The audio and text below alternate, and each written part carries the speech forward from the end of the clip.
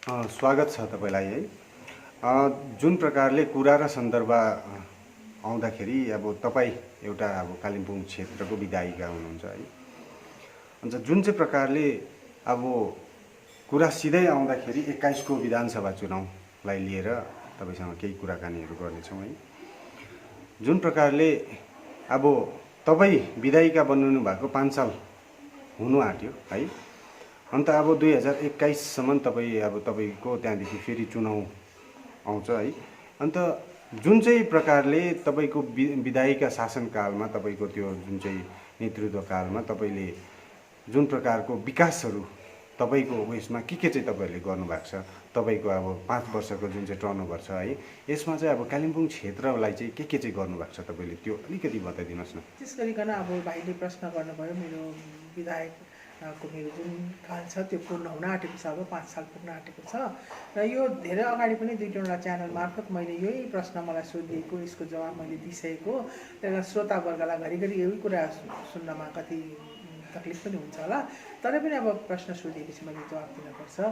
विधायक कालमा विधायकहरूलाई दिएको कोष जुन हुन्छ त्यो विधायक कोषबाट 3वटा ब्लक मैले हेर्न पर्छ, एउटा म्युनिसिपालिटी र 3वटा ब्लकमा को जनताले जे माग गर्छन् त्यसको आधारमा नै मैले विधायक कोषको हिस्सा चाहिँ छुट्याएर मैले त्यो विकासका योजनाहरू गरेका छन्। त्यसको पुरा आँकडा तपाईँहरू हेर्न चाहनुहुन्छ, सुन्न चाहनुहुन्छ भने त्यो डिएम कार्यालयमा गएर प्लानिङ डिपार्टमेन्टबाट नत्र खण्ड विकास अधिकारीहरू भिडियोहरूको अफिसमा जानुभयो भने उहाँहरूले तपाईँले त्यसको पुरा आँकडाहरू दिइहाल्छ। अन्त जुन प्रकारले कोरोना महामारी काल छ है अहिले है, जुन प्रकारले अन्य राजनीतिक दलहरूले अब कोरोना महामारी कालमा धेरै कार्यहरू गर्यो है, तपाईँहरूले चाहिँ अब तपाईँ विधायकको नाताले चाहिँ तपाईँहरूले कोरोना महामारीको समयमा के कामहरू गर्नुभएको छ? त्यस्तो कोरोना महामारी यो अब विश्वलाई नै आतंकित पार्ने एउटा महामारी आयो। यसले देशलाई अघि अनि हाम्रो राज्यलाई पनि धेरै असर पारेको छ। गाउँ बस्तीसम्म पनि यसको यो सङ्क्रमण फैलिएर जाँदै गएको अवस्था छ। यस्तो स्थितिमा अब सुरुमा त विधानसभाबाट हामी जब फर्केर आयौँ, त्यस पश्चात जब यो कोरोनाको कोभिड-19 को सुरु हुँदाखेरि मिटिङहरू भयो, डिएम कार्यालयमा म पनि मिटिङ बसेको। त्यस बेलामा जिटिए चेयरम्यान अनित थापा पनि आउनुभएको थियो। उहाँले पनि यो दिशा सेन्टरहरू कता जहाँनिर क्वारेन्टाइन सेन्टरहरू बनाइएको थियो त्यो क्वारेन्टाइन सेन्टरहरूमा भिजिट गर्ने कामहरू भयो। म पनि त्यस बेलामा पुगेँ। तर अब एउटा क्लियर इन्स्ट्रक्सन चाहिँ के थियो भनेदेखिलाई चाहिँ अब व्यक्तिगत रूपमा आफूले संस्थाहरूले गरे, हामीले गऱ्यौँ या कुनै पनि गैर राजनैतिक संस्थाहरूले गरे, आफ्नो प्रकारले काम गरे, तर सोझै सरकारको जुन कार्यक्रम थियो त्यो चाहिँ कस्तो थियो भने डिएम कार्यालयबाट एडमिनिस्ट्रेसनले नै यसलाई चाहिँ हेल्थसँग सम्पर्कमा बसेर काम गर्ने यसको थियो। अब यो बुझिसकेपछि अब डिस्ट्रिक्ट मेजिस्ट्रेटकोसँग म धेरैचोटि सम्पर्कमा बसेँ, उहाँसँग फोनमा बसेर एभ्रिडेको रिपोर्टहरू त पाइ नै बसियो हगि। र त्यस बेलामा रासिन बाँड्ने कामहरू भयो, सबैले गरे। मैले पनि मेरो व्यक्तिगत तर्फबाट पनि गरेँ। सुदूरवर्ती इलाकाहरूमा म पक्कै पनि गएको हो हगि, त्यो तपाईँहरूले च्यानलहरूमा पनि हेर्नुभयो। अनि कति गैर राजनैतिक संस्थाहरू थियो जसले सहायता उनीहरूले गर्न चाहन्थ्यो, उनीहरूलाई पनि दियो। युवा भाइ बहिनीहरूले पनि कता के बाँड्ने भन्दा उनीहरूलाई पनि आर्थिक सहयोगहरू गरिएर यो प्रकारले हामीले हाम्रो गर्ने काम जुन चाहिँ थियो त्यो गरि नै राखेका छौँ। अब यो कुरामा आउँदाखेरि है, तपाईँ विधायिका बन्नुभएको अब 5 साल भइसक्यो। अब तपाईँभन्दा पहिला अब विकासै हेर्नु भन्दाखेरि है, अब डाक्टर हर्कबहादुर छेत्रीज्यू हुनुहुन्थ्यो है, उसको कार्यकालमा उसले अब ठुलो कार्यहरू जस चाहिँ आँखाले देख्नु सक्ने जुन चाहिँ विकासहरू थियो, जस्तो अब पेदुङ कलेज है निर्माण, साथै गोरुबथान कलेज, साथै अब कालिम्पोङ जिल्ला पनि घोषणा गरियो है। अन्त यस्तो ठुलो कार्यहरू चाहिँ तपाईँकोबाट त्यो आँखाले देख्नु सक्ने कार्यहरू त हामीले अब जनताले देखेको छैन नि। त्यस्तो चाहिँ अलिकति के चाहिँ गर्नुभयो तपाईँले? त्यस्तो त्यो चाहिँ यस्तो हो, पेदुङ कलेजको कथा। अब पेदुङ कलेज हो, डाक्टर हर्कबहादुर छेत्री विधायक हुँदाखेरि पेदुङ कलेज उहाँले ल्याउनु भएको, गोरुबथान कलेज उहाँले ल्याउनु भएको, उहाँलाई एकदम श्रेय जान्छ। उहाँ विधायक हुनुहुन्थ्यो त्यस बेलामा। पेदुङ कलेजलाई जमिन दिनुपर्छ भनेर जब एउटा 1 एकड जमिन चाहिँ हामीलाई चाहिन्छ, त्यो जमिन बेगर चाहिँ हामी कलेजको लागि केही पनि गर्न सक्दैनौँ भनेर नर्थ बेङ्गल युनिभर्सिटीबाट जब इन्सपेक्टरले त्यो एजुकेसन वेलफेयर सोसाइटी हाम्रो छ पेदुङमा, कालिम्पोङमा पनि छ, त्यो एजुकेसन वेलफेयर सोसाइटीलाई यो आदेश हुँदाखेरि चाहिँ अब जमिन कहाँबाट निकाल्ने, भन्दाखेरि चाहिँ त्यस बेलामा एजुकेसन वेलफेयर सोसाइटीको मेरो घरमा आउनुभयो मेरो पति स्वर्गीय उदय प्रकाश राई। उहाँले पनि अब पेदोङबाट कलेज ल्याउनुपर्छ भन्ने उहाँको पनि थियो। साथीभाइसँग बात मार्दा उहाँले अब त्यो कलेजको लागि चाहिँ तिमीहरू सुर्ता नगर, जमिन दिलाउने काम चाहिँ म गर्छु भन्नुभएको रहेछ। र त्यही सिलसिलामा एजुकेसन वेलफेयर सोसाइटीबाट मेरोमा आउनुभयो। मैले 1 हप्ताको समय मागेँ, घर परिवारसँग सल्लाह गरेर 1 एकर जमिन दान दिने चाहिँ म है हाम्रो परिवारले हामीले पेदुङ कलेजको लागि 1 एकर जमिन दान दिने चाहिँ हामी हौँ भने हाम्रो परिवार हो। अब उनीलाई दाहिने हातले दिएको देब्रे हातले थाहा पाउनु हुँदैन भन्छ, तर पनि अब मिडियामा तपाईँले सोधिहाल्नुभयो, मलाई भन्नु पर्न लाग्यो। सबैलाई जानेकै कुरो हो यो। अनि त्यो कलेजको जमिन जब दिएर यो चाहिँ 1 नम्बर खतियान भन्छ डिएमको हेडमा यो जमिन जब पुग्यो त्यसपछिदेखि यो फाइल सुरु भएर चाहिँ कलेज बनिने भयो। कलेज 1 एकर जमिनमा बनिने भनेर चाहिँ त्यो अब जमिन पाइसकेपछि त युनिभर्सिटीले पनि अब हाम्रो फाइल अगाडि मुभ गरेर कलेजको लागि सबै काम सुरु हुँदै गर्दाखेरि फेरि युजिसीको युनिभर्सिटी ग्रान्ट्स कमिसनको फेरि एउटा आदेश आयो कि कुनै पनि एउटा डिग्री कलेज तयार गर्नको लागि चाहिँ कमसेकम 5 एकर जमिन चाहिन्छ भनेर। अब 5 एकर जमिन त दिन सक्ने अवस्थामा हामी थिएनौँ, अरू कहीँबाट नपाउने। त्यसो हुँदाखेरि चाहिँ अब 1 एकर त थिँदै थियो अलरेडी, र त्यसमा 4 एकर कहाँबाट दिने भन्दा चाहिँ यो एआरडी डिपार्टमेन्टको जमिन थियो पेदोङमा, र उहाँसँग त्यो विभागसँग सम्पर्क गरेर एजुकेसन डिपार्टमेन्ट ट्रान्सफर गरेर त्यो विभागबाट चाहिँ हामीले 4 एकर जमिन चाहिँ पाएको। त्यसो भन्दा 5 एकर जमिन भयो पेदोङ कलेजको लागि। र अब जब फन्ड आएर जब सुरु हुने भयो है, त्यो सुरु हुने हुँदाखेरि चाहिँ अब 1 एकर जमिन र त्यो 4 एकर जमिन चाहिँ अलिकति फरक ठाउँमा भएकोले गर्दा कन्स्ट्रक्सन चाहिँ अब सानो जमिनभन्दा चाहिँ ठुलो जमिनमै सुरु गरेको राम्रो भन्दा चाहिँ त्यो एआरडीको जुन जमिन थियो 4 एकर, त्यहाँ चाहिँ कलेज बनिएर त्यहाँ अब सुरु भएर अहिले त झन्डै 4th ब्याच 5th ब्याचले अब यो कलेज पढेर गइरहेका छन्। यो पेदोङ कलेजको कथा यसरी सुरु भएको। त्यही सिलसिलामा गोरुबथान पनि अब कालिम्पोङ डिस्ट्रिक्टभित्रै परेकोले गर्दाखेरि चाहिँ गोरुबथान कलेज पनि त्यसरी सुरु भयो अघि।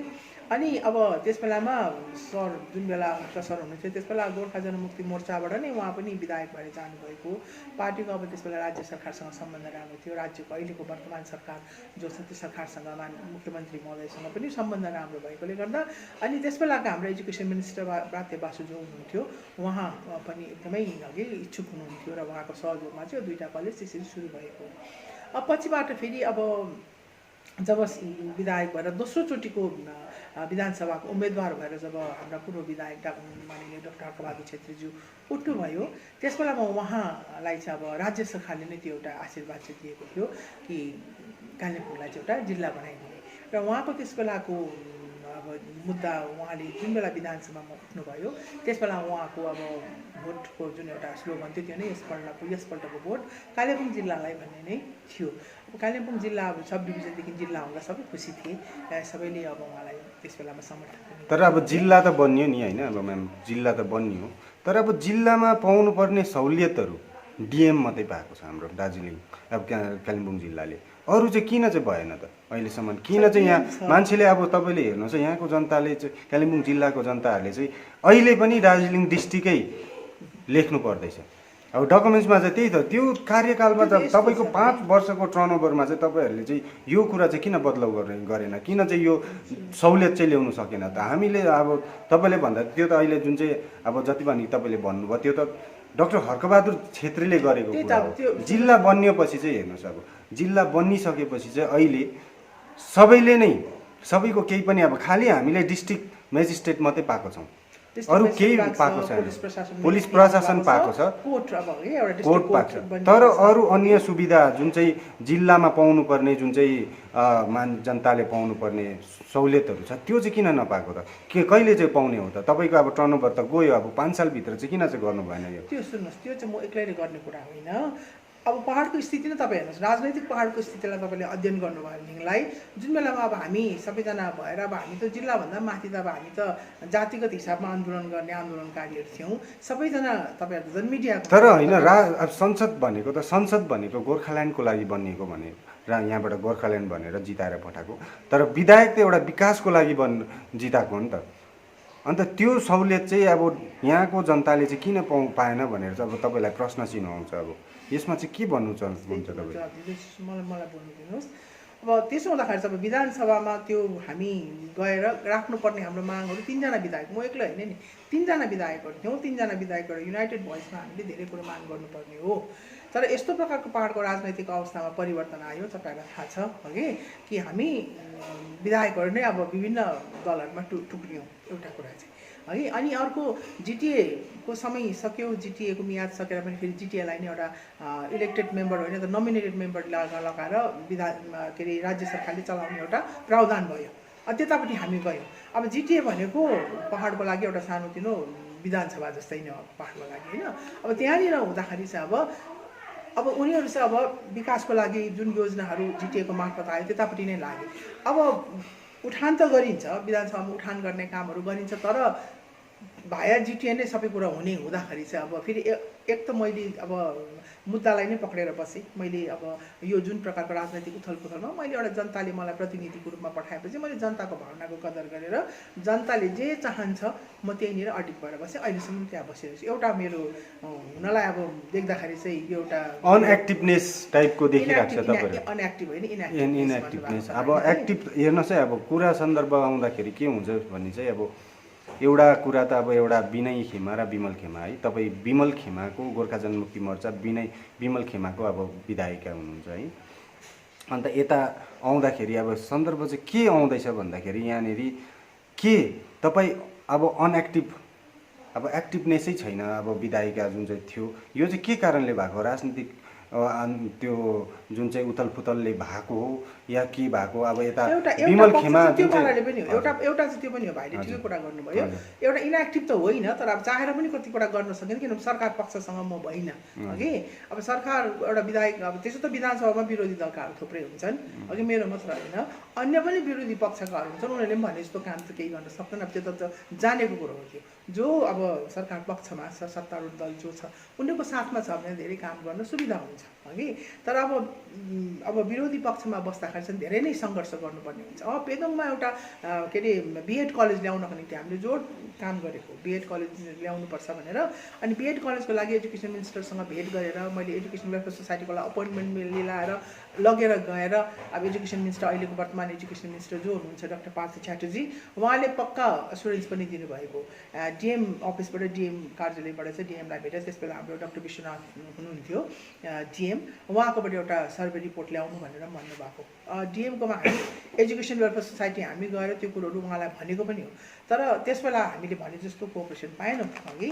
र पछिबाट जुन पहाडको अब स्थिति भयो, बिचमा चुनावहरू आउँदै गयो, वर्तमान राज्य सरकारले अब पहाडबाट अब हार स्वीकार गर्नु पर्यो। त्यसो हुँदै जाँदाखेरि चाहिँ त्यो पनि कतिवटा कारणहरू हो जसले गर्दा चाहिँ हामीले चाहेको कुरोहरू विकास ल्याउनको निम्ति हामीले गर्न चाहेको कुरामा हाम्रो मागहरूमा ढिलाइ सरकार पक्षबाट पनि हुँदै गयो। त्यस्तो स्थितिमा अब पहाडको अहिलेको राजनैतिक अवस्था तपाईँलाई थाहा छ, जुन यो वर्तमान राजनैतिक अवस्था छ त्यसले गर्दाखेरि पनि धेरै काम गर्न चाहिँ गाह्रो परेको त्यो कुरामा स्वीकार गर्छ। जुन प्रकारले है अब यता विधानसभालाई लिउँ है, विधानसभा चुनाव 21को है, विधान अब तपाईँ विधायिकाको तपाईँ टर्नओभर 21मा सकिँदैछ, फेरि विधानसभा चुनाव 21मा है। अन्त यो पालिको जुन चाहिँ विधानसभा चुनावमा तपाईँ विमल खेमाबाट तपाईँलाई उठाउला या तपाईँलाई उठाएन भने अब है, उठाएन भने चाहिँ के तपाईँ अब कस्तो प्रकारले अब उम्मेदवार निर्दलीय उम्मेदवार भएर नै तपाईँ उठ्नुहुन्छ भन्ने के छ त्यसमा चाहिँ? त्यो चाहिँ तपाईँले मलाई त्यो म व्यक्तिगत रूपमा चाहिँ भन्छु, त्यो चाहिँ अब तपाईँको गलत प्रश्न हो है। किनभने मैले धेरैवटा मिडियामा नै भनिसकेको छु कि एकजना जो उम्मेदवार म नै बार हुनुपर्छ भन्ने छैन। थुप्रै उम्मेदवारहरू एबल योग्यको क्यान्डिडेट छ। त्यसबाट जुन स्थितिमा मैले अब होइन यस्तो नै हुनसक्छ नि त। सुन्नुहोस् न, मलाई बोल्नु, तपाईँले प्रश्न गर्नुभयो, जवाब दिइसक्छु, त्यसपछि फेरि तपाईँ अर्को प्रश्न राख्नु सजिलो हुन्छ। त्यसो हुँदा नत्र सबै मिसिन्छ। र अब उम्मेदवारहरू मलाई नै दिनुपर्छ भन्ने छैन है। मैले प्रथम कुरो त म अब यसरी रिटायर भएको, मेरो आफ्नो व्यक्तिगत जीवन पनि छ हगि। उम्मेदवार भएर मात्र समाज सेवा गरेको भन्ने पनि होइन। यो अगाडि पनि समाज सेवामा हामी लागिबस्ने मान्छे हो। त्यो गर्नको निम्ति उम्मेदवारै हुनुपर्छ, एमएलए हुनुपर्छ भन्ने छैन। यो अघि पनि मैले भनेको, आज पनि म तपाईँहरूलाई भन्दैछु हगि। र यस कारणले गर्दाखेरि चाहिँ अब आउँदो विधानसभामा पार्टीगत हिसाबले अब हुन्छ विधानसभा त उम्मेदवारको नाम आउँछ, नोमिनेसन फाइल गर्छै गर्छ। जो पनि आउँछ हगि, जो पनि आउँछ सबैलाई स्वागत गर्नुपर्छ। त्यस्तो सानो चित्त राख्नु हुँदैन कि फल्ना आयो भने चाहिँ म सघाउँदिनँ भन्ने कुरा आउँदैन। किनभने म उड्दाखेरि जसरी मलाई सबैले सघायो, अरू उड्दा मैले त्यही उदारताको साथमा मैले सघाउनुपर्छ हगि। त्यो एउटा स्पष्ट मेरो सोचाइ हो। त्यो त म तपाईँहरूको अगाडि राख्दैछु। र मेरो पार्टीले मलाई नदिएर अर्कोलाई दिँदा म निर्दलीय उम्मेदवारको रूपमा तपाईँ उठ्नुहुन्छ भनेर तपाईँले प्रश्न हो, त्यो त मेरो लागि गलत प्रश्न हो। म ती निर्दलीय उम्मेदवारहरू मान्नेहरूमा म त्यतापट्टि छैन।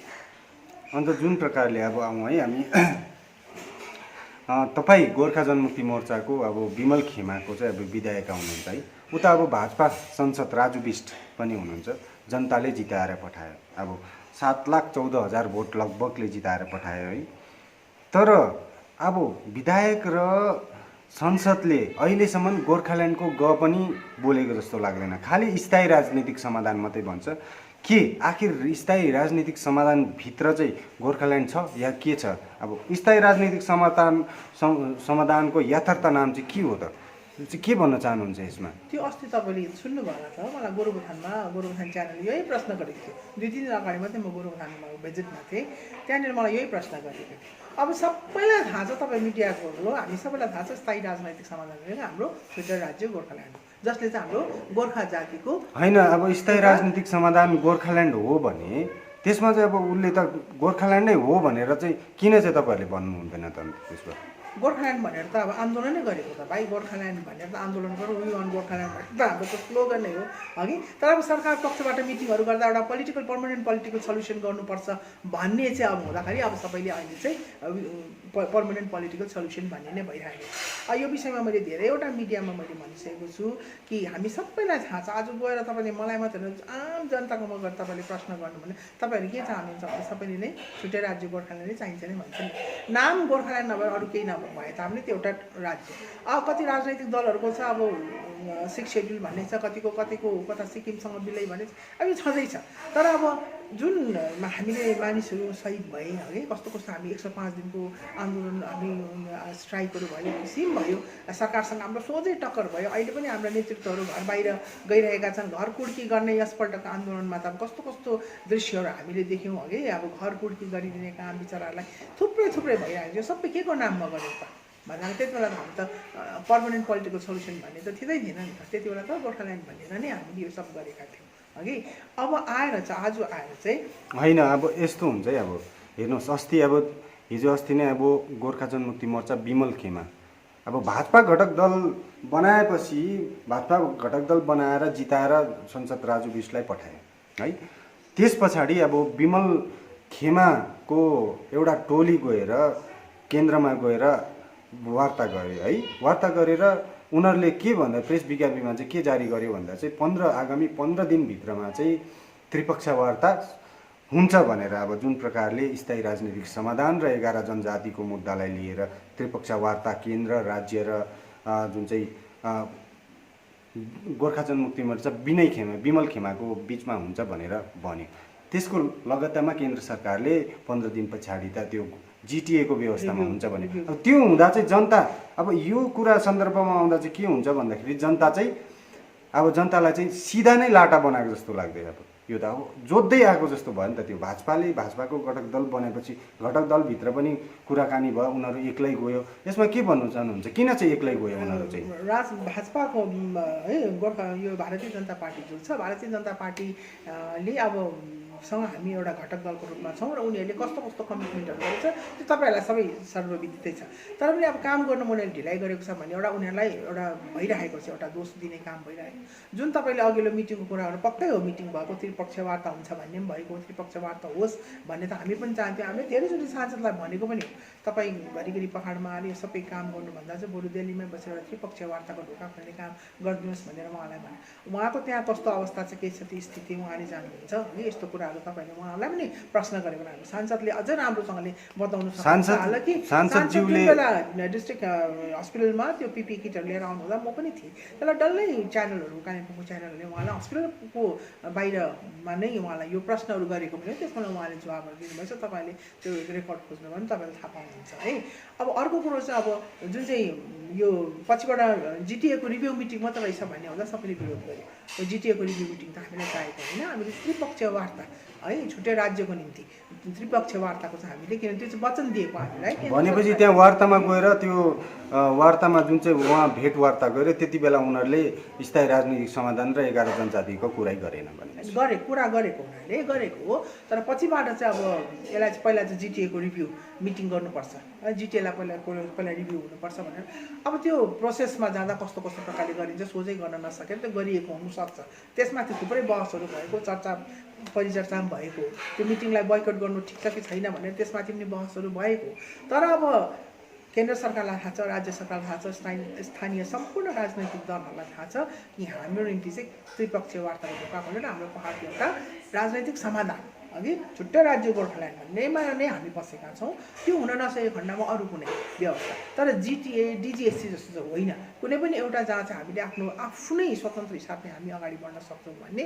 त्यो एउटा सबैकोमा भएकै कुरा हो तर अब प्रत्येक कुरो दिन प्रचार प्रसारमा नआएको होला तर जुन स्तरमा काम गर्नुपर्ने त्यो कामहरू भइरहेको छ जुन चाहिँ प्रकारले अब गोर्खाल्यान्डको मुद्दा लिएर है साथै अब गोर्खाल्यान्ड नै भनेर अब एमपी बनाएर पठायो है संसद बनाएर पठायो राजु अन्त भाजपा यसै कारणले गोर्खा जनमुक्ति मोर्चा अनि पहाडको अन्य राजनीतिक उयोहरू मिलेर भाजपा घटक दल बनायो जसको चाहिँ एउटा उद्देश्य थियो गोर्खाल्यान्ड है गोर्खाल्यान्ड भनेर भने तर यहाँनिर के कुरा आउँदैछ भने चुनाउ अघि चाहिँ गोर्खाल्यान्ड भनेर भाजपा घटक दल बनायो तर अहिले चाहिँ अब गोर्खा अब जिएनएलएफ पार्टीले 6औं अनुसूचितको माग गर्छ फेरि त्यहीँनेरि क्रामाक्पाले के गर्छ यसको विरोध यता तपाईँहरूको गोर्खा जनमुक्ति मोर्चा विमल खेमाको छ स्थायी राजनीतिक समाधान अब यहाँ घटक दलभित्र नै यो खिचातानी भइरहेको छ नि अब यो चाहिँ के हो त किन चाहिँ खिचातानी अब कुनै पनि कामहरू गर्नु जाँदा कोही पार्टी अलग्गै जाँदैछ कोही के गर्दैछ यो चाहिँ किन चाहिँ यस्तो भइरहेको छ त्यो चाहिँ भाइ त्यो सबै राजनैतिक दलले आफ्नोले तपाईँलाई राम्रो बताउन सक्नुहुन्छ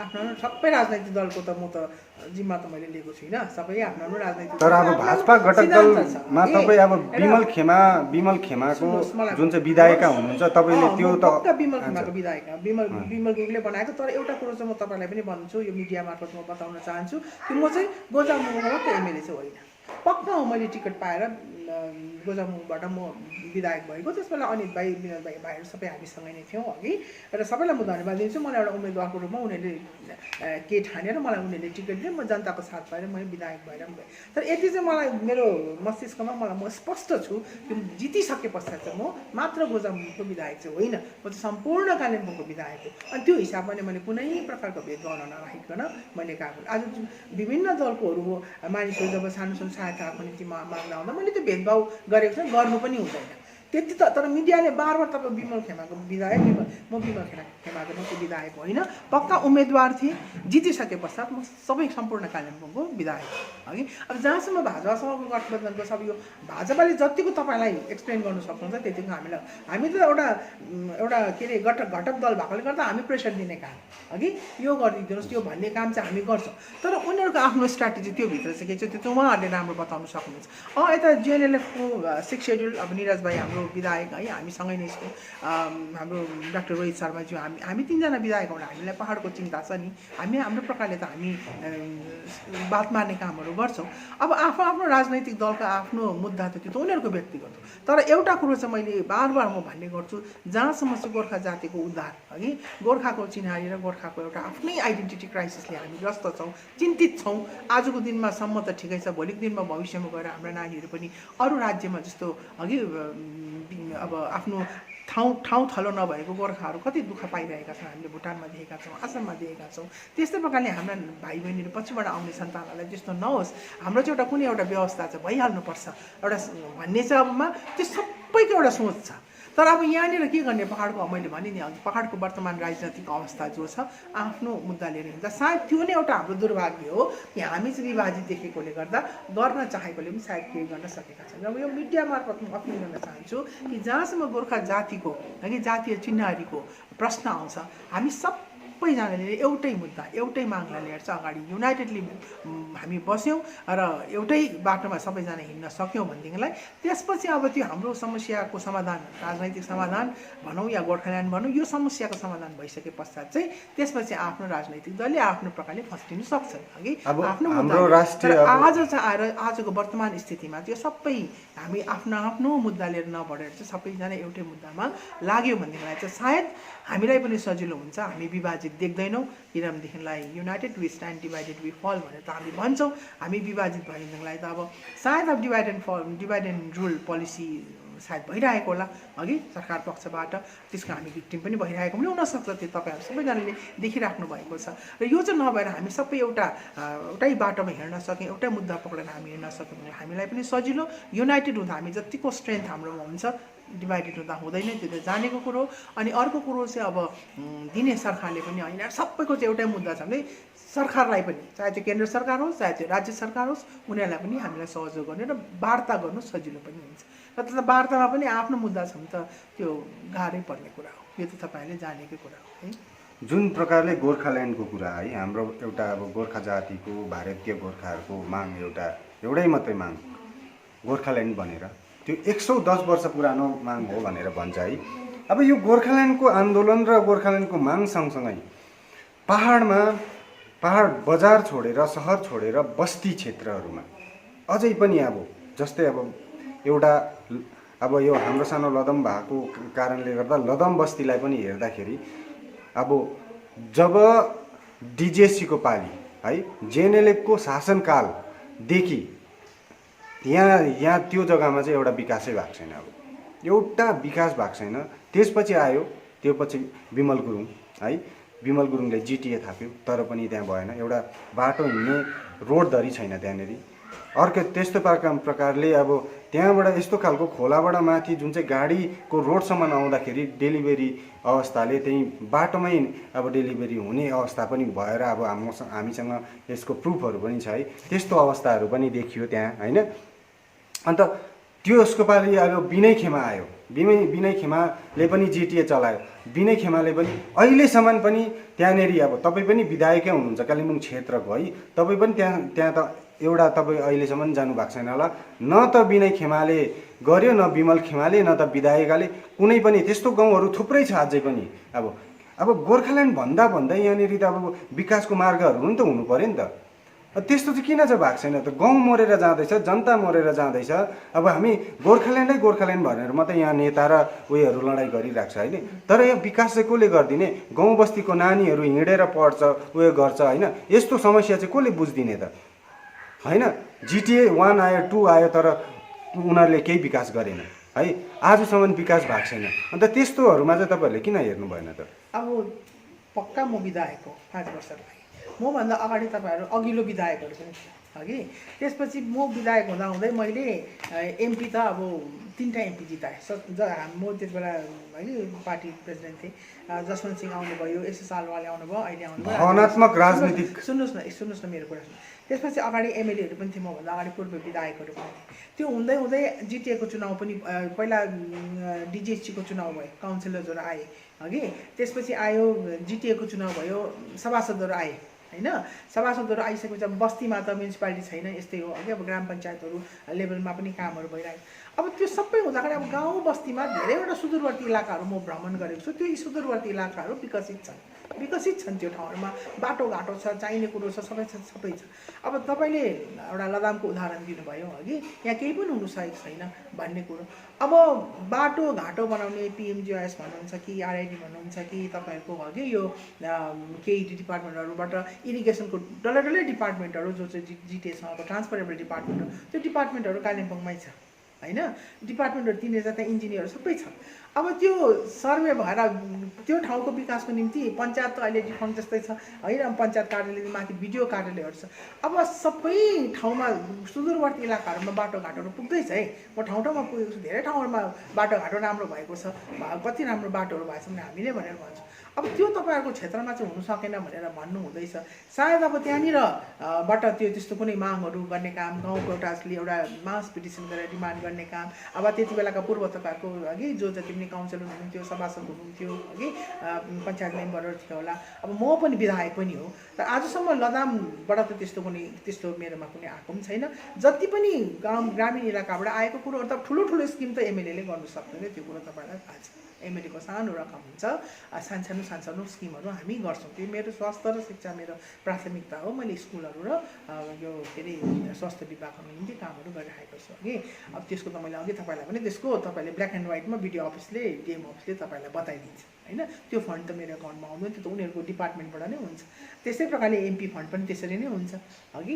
र अब यो डिपार्टमेन्टहरूको जति पनि एभ्री एनुअल एक्सन प्लानमा कुन ठाउँमा कस्तो प्लान गरेर कामहरू गर्नुपर्ने त्यो त हुन्छ। अब त्यसमा तपाईँहरूको गाउँ कसरी छुट्यो त्यो त अब त्यो डल्लै जिम्मेवारी त किन भनेर त मलाई मेरोमा त प्रश्न आयो अघि। र यसको काम गर्ने तरिकामा पो सायद अब गाउँबाट नै कतिवटा छुट भयो कि भन्ने चाहिँ अब पनि एउटा प्रश्न आउँछ। र तर अब त्यो तपाईँहरूले डिपार्टमेन्टहरू छ, तपाईँहरूको रिप्रेजेन्टेटिभहरू छ, उनीहरूलाई भन्नुभयो भने चाहिँ त्यो अब कतिसम्म हुनसक्छ त्यो त डिपार्टमेन्टको बजेटमाथि पनि निर्भर गर्छ। अब कुरा फेरि अब यता गोर्खाल्यान्डपट्टि ल्याउँ है, विकासपछि हामी गोर्खाल्यान्ड कुरा हौँ। अब गोर्खाल्यान्डको लागि नै गोर्खा जनमुक्ति मोर्चा विमल खेमाले लड्दै आइरहेको छ है, गोर्खाल्यान्डलाई ल्याउँछौँ भनेर है। तपाईँहरू पनि अब लागि पर्नु भएको छ गोर्खाल्यान्डै भनेर। अन्त गोर्खाल्यान्डकै नाममा भोटहरू पनि जितिरहेको छ है, एउटा यहाँनिर भावनात्मक राजनीति। अब यसपालि पनि 21 को विधानसभामा गोर्खाल्यान्डै भनेर या उयो गरेर भाजपा घटक दलहरूले चाहिँ अब जनतालाई भावनात्मक तरिकाले गोर्खाल्यान्डकोलाई भने 3 पल्ट संसद बनाएर पठायो है। गोर्खाल्यान्डको ग पनि अहिलेसम्म भनेको छैन है।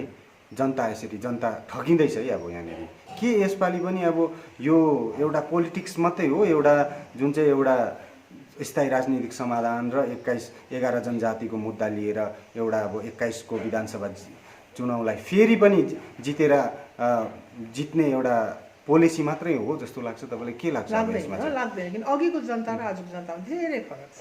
अघि पहिला जनताहरू अब तपाईँले भावनात्मक राजनीति भनेर भन्नुभयो है, त्यति सचेत पनि थिएन। अब जे हुन्थ्यो त्यो एउटा हावा बग्थ्यो, त्यो अनुसारले गर्थे अब है।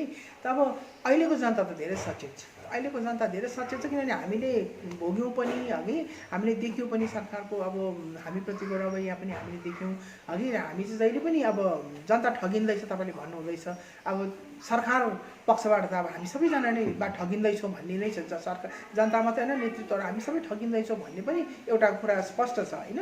यस्तो बेलामा आज आएर जनता त्यस्तो लाटा सुधा पनि छैन, जनता धेरै सचेत भइसकेको छ।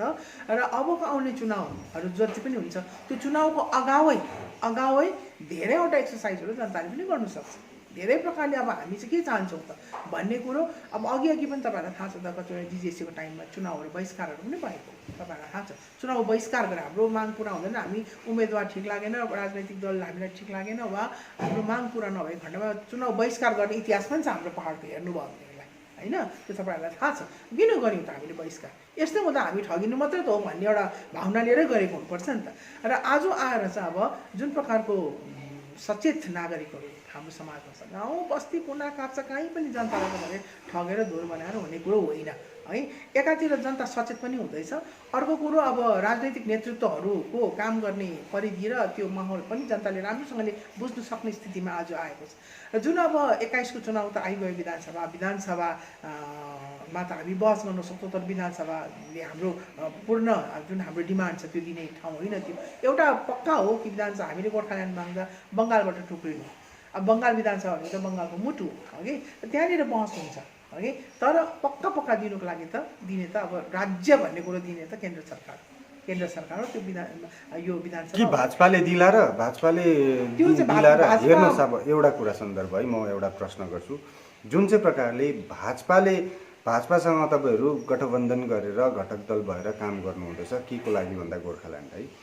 तर भाजपाकै कतिजना नेताहरूले, गोर्खा नेताहरूले यहाँनिर अब जस्तो एउटा सागर पोखरेल है, उहाँ चाहिँ दार्जिलिङ अनि कालिम्पोङको युवा प्रेसिडेन्ट हुनुहुन्छ, उहाँलाई चाहिँ गोर्खाल्यान्डको हुनु चाहिँ अब भाजपाले हामी नै ठगिँदैछौँ, भाजपाकै नेताहरूले भन्दैछ हामी नै ठगिँदैछौँ, अब गोर्खाल्यान्ड भनेर हामी आएको, हामी नै ठगिँदैछौँ भनेर उसलाई गर्दाखेरि उसलाई निलम्बित पनि गर्नु खोज्यो अब है। उसलाई उसकै पार्टीको भाजपाकै कति कार्यकर्ताहरूले उसलाई निलम्बित गर्ने र त्यो विवाद चलिरहेको छ अहिले है। फेरि अहिले चुनिने त्यस्तो भइरहेको छ। भाजपाकोलाई उनीहरूलाई थाहा छैन, तपाईँहरूलाई चाहिँ कसरी थाहा हुन्छ त अन्त गोर्खाल्यान्ड दिन्छ भनेर? दिला र त्यो अब गोर्खाल्यान्ड दिन्छ भन्ने होइन कि, गोर्खाको सपना मेरो सपना भनेपछि कसले भने? गोर्खा मोदीले भन्यो, अन्त प्रधानमन्त्रीले भन्यो। प्रधानमन्त्रीले भनेर उसले त एउटा सुन्नुहोस् न, गोर्खाको सपना चाहिँ के हो भन्नुहोस् न तपाईँ? त्यो त गोर्खाल्यान्ड हो। अब प्रधानमन्त्रीले भनिसकेपछि अब भाजपा त अब प्रधानमन्त्री त भाजपाको सरकारको प्रधानमन्त्री हो होइन, सबै कुरो उसलाई थाहा छ। उनीहरूले लेखेको पनि छ उनीहरूको अब होइन। अब त्यो भइसकेपछि 11 जात गोष्ठीको पनि छँदैछ र अब यो गोर्खाको सपना मेरो अब उसले चाहिँ कस्तो प्रकारले सोचेको छ। हामीले त बार गोर्खाल्यान्डको आन्दोलन गरेको हो। हाम्रो जुन बेला युथहरू है कालिम्पोङमा आमरण अनसनमा बसेको थियो, आमरण अनसनमा अब 15 अगस्तको अघिल्लो 14 तारिक अगस्तमा, त्यो साल चाहिँ मैले बिर्सेँ, 14 तारिक अगस्तमा आमरण अनसन उठाएको हामीले। किनभने 15 अगस्त स्वतन्त्रता दिवसमा पनि अब हाम्रोहरू त मरणासन्न अवस्थामा थियो युथहरू त्यस बेलामा। कालिम्पोङमा, दार्जिलिङमा, कालिम्पोङमा त उनीहरू एकदम डम्बर चौकमा नै बसेका थिए होइन।